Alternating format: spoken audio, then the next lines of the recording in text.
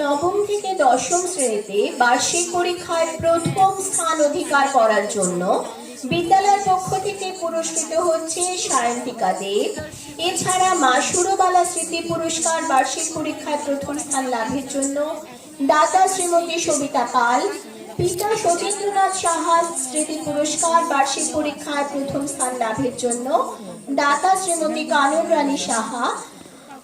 আমি মাননীয় শ্রী পার্থপ্রতিম বৈদ্য মহাশয়কে অনুরোধ করছি সায়ন্তিকার হাতে পুরস্কার তুলে দেওয়ার জন্য।